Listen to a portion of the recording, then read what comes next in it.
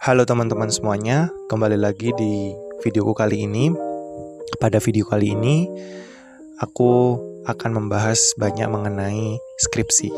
Nah, mungkin ini ditujukan bagi teman-teman yang akan mau skripsi dan juga yang mau ujian tesis atau tugas-tugas lain sih sebenarnya. Terus bagaimana kita bisa survive dan juga bisa bertahan untuk menyelesaikan skripsi. Tonton video kali ini ya.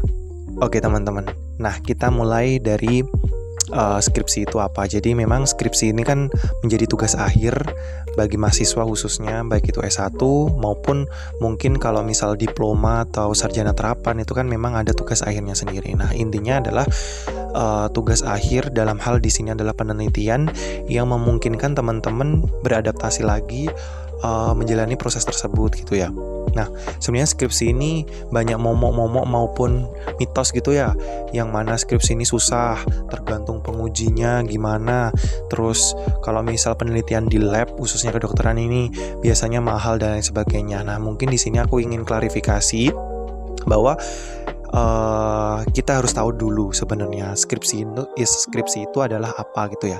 Jadi skripsi ini memang adalah tugas akhir, namun itu adalah jembatan kita khususnya S1 ya, sarjana strata 1 itu untuk memulai, sebenarnya itu memulai jembatan untuk langkah pendidikan selanjutnya, sebenarnya seperti itu.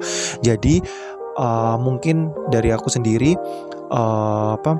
walaupun kalian dapat pembagian bagian apa, misal bagian di lab atau bagian meneliti terkait dengan kalau misal di kedokteran itu kayak biomedik, yang mana kita harus butuh sampel yang memang harus beli maupun intinya mengeluarkan uang banyak. Menurutku itu adalah hal yang harus kita lalui gitu ya teman-teman, karena itu merupakan proses yang memang udah ditakdirkan buat kita gitu. Sebenarnya itu adalah kita harus menerima dulu apapun yang telah kita alami gitu ya. Baru kita harus mulai mencari ide-ide judul apa, itu biasanya gitu ya. Kadang ini menjadi tantangan sendiri, mulai dari pemilihan kita dapat misal program peminatan yang kita tidak sukai, itu udah mulai menjadi beban. Yang kedua, kita dipaksa untuk mencari judulnya juga, kita udah gak seneng, habis itu dipaksa lagi untuk diharuskan untuk memilih judul yang kita nggak tahu apa-apa. Sebenarnya itu adalah proses kita adaptasi teman-teman, karena sebenarnya kita juga nggak tahu apa-apa, walaupun kita kepengen pilih judul yang kita senengi pun atau sukai pun, sebenarnya kita juga nggak tahu yang ada di dalamnya itu seperti apa. Nah balik-balik lagi kita harus jalin hubungan baik dengan pembimbing kita sendiri, karena pembimbing itu menjadi salah satu mentor yang kita mengarahkan gitu. Jadi memang kita harus jalin hubungan baik dengan pembimbing, khususnya pembimbing skripsi kalian.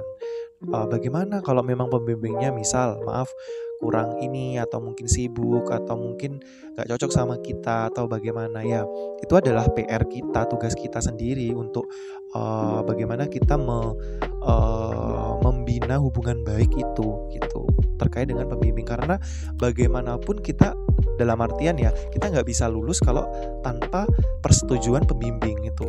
Yang kedua, kalau kita nggak bisa lulus juga kalau pembimbing itu nggak tanda tangan gitu ya, kalau di skripsi kita kayak gitu. Jadi memang ya tugas kita, PR kita bukan hanya sekedar cuman menyelesaikan skripsi kita sendiri teman-teman, tapi bagaimana kita juga bisa mengharmonisasi gitu ya, agar penelitian atau proyek kita itu juga bisa mantap, dalam hal dari pembimbing juga setuju, dari kita sendiri juga oke, dan kita enjoy menjalaninya gitu. Jadi itu sih sebenarnya seni untuk bagaimana kita itu memahami seseorang juga gitu ya.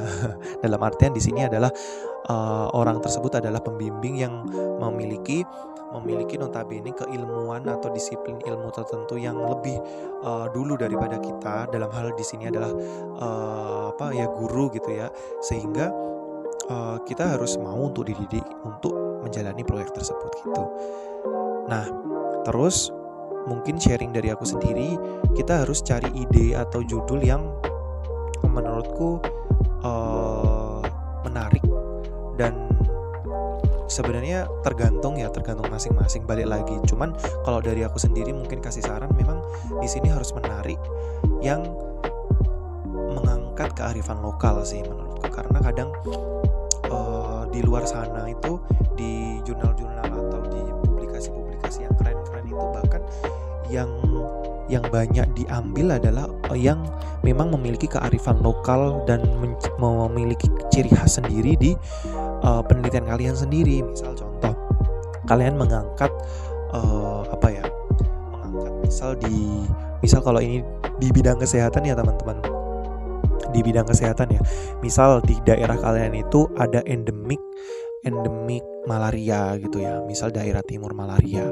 Nah, kalian bisa telusuri itu lebih banyak. Jadi bahkan kalian juga bisa melakukan riset yang besar terkait hal tersebut, karena kan kalian ada di masalah tersebut gitu ya, ada di lingkungan atau kampus kalian ada di lingkungan yang notabene untuk menyelesaikan target-target masalah itu gitu. Jadi menurutku lebih baik ambil ke arah sana, biar kalian juga mengangkat wilayah endemik, kalian mengangkat kampus kalian mengangkat wilayah kalian terkait dengan permasalahan hal tersebut gitu. Jadi itu menjadi poin plus yang pertama. Terus selain itu contoh misal kalian ambil di dalam misal lab gitu ya, penelitian lab untuk mengetahui kadar tertentu, kadar suatu zat atau obat atau mungkin fitofarmaka atau bahan-bahan herbal yang berkhasiat untuk terhadap suatu penyakit, dan dilakukan perlakuan terhadap misal hewan coba gitu. Itu juga menurutku yang paling bagus juga ya, itu mengangkat kearifan lokal juga. Misal di kalian di wilayah yang memang penghasil kalau di Maluku sini misal penghasil cengkeh atau penghasil buah galoba atau mungkin ya cengkeh gitu ya. Ya udah, mungkin kalian akan mulai menelusuri ide-ide terkait dengan hal tersebut gitu. Seberapa khasnya sih cengkeh gitu, yang menjadi atau manfaatnya cengkeh itu apa dulu. Jadi penelusurannya atau kajian pustaka yang kalian akan harus dapatkan banyak adalah hal tersebut dulu gitu ya. Cengkeh manfaatnya apa, baru masalahnya kira-kira bisa nggak ya dikombin sama judulku atau permasalahan misal di malaria ini. Mungkin bisa aja, cengkeh dikaitkan dengan bagaimana bisa membasmi sarangnya malaria kayak gitu ya. Itu ya salah satulah gitu. Jadi banyak hal teman-teman yang mungkin kita bisa kaji, dan balik lagi harus kita diskusikan terkait dengan pembimbing tadi. Kira-kira kalau aku punya judul ini kira-kira gimana gitu. Dalam hal memang kalian akan harus mencari minimal menurutku 5 judul dengan 5 ide dan juga gagasan kira-kira gimana gitu ya, metode gitu lah, biar pembimbing kalian itu kayaknya lebih cocok yang ini gitu. Jangan cuma satu terus kalau nggak dipilih kalian bingung gitu. Menurutku ambil alternatif lain yang membuat kalian itu juga bisa ada plan A, plan B, plan C gitu. Jadi memang di sini kalau di skripsi gitu lebih banyak kalian itu sebenarnya kajian pustaka gitu. Kalian harus banyak baca buku, baca jurnal penelitian orang lain yang menjadi referensi kalian sendiri untuk ternyata sebenarnya gini gitu. Kadang kita juga buntu ya, melakukan penelitian itu harus ngapain, terus ya udah tahu misal malaria, terus mau diapain, ya udah malaria gitu ya. Ya kalian harus banyak lihat penelitian contoh malaria gitu, maksudnya penelitian terkait dengan judul malaria, agar penelitian tersebut bisa nggak diadopsi atau mungkin dilakukan reka adegan lagi atau penelitian lagi di wilayah kalian, atau mungkin bisa dimodifikasi dengan metode hal-hal yang lain gitu. Jadi itu menjadi penelitian yang sangat-sangat bagus gitu ya. Itu yang pertama, itu yang kesekian ya teman-teman, nggak tahu tadi keberapa. Oke, jadi tadi terkait dengan ide, judul, pembimbing. Terus balik lagi ke teman-teman untuk tetap fokus gitu sih. Menurutku skripsi ini kan kadang perjalanannya memang lika-liku ya, dan tiap orang punya struggle masing-masing. Jadi nggak bisa mengkaca misal A ini kok cepet ya, B itu cepet gini-gini. Ya memang dia punya jalan maksudnya kadar untuk mereka untuk beradaptasi akan hal tersebut ya memang punya jalan masing-masing, dan kalian sendiri gitu, maksudnya hal tersebut lah itu menjadi PR masing-masing lah. Nah makanya memang stay fokus, terus cari support system yang membuat kalian itu tetap enjoy, terus banyak tanya, terus banyak baca buku tadi, dan balik lagi banyak bimbingan sih, menurutku bimbingan sama pembimbing, jangan malah takut atau gitu. Terus kerjakan revisi secepat mungkin.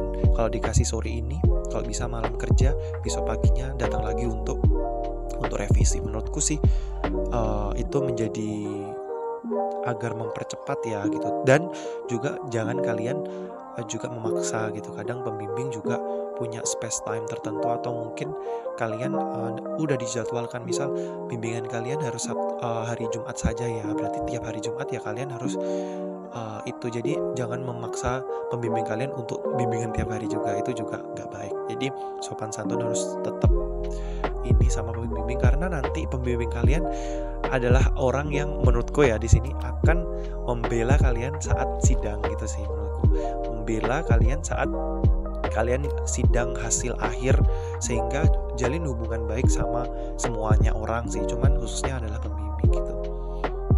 Itu tadi ya terkait dengan ide, judul, terus mungkin pengalaman diriku terkait dengan skripsi mungkin akan aku bahas di video-video selanjutnya.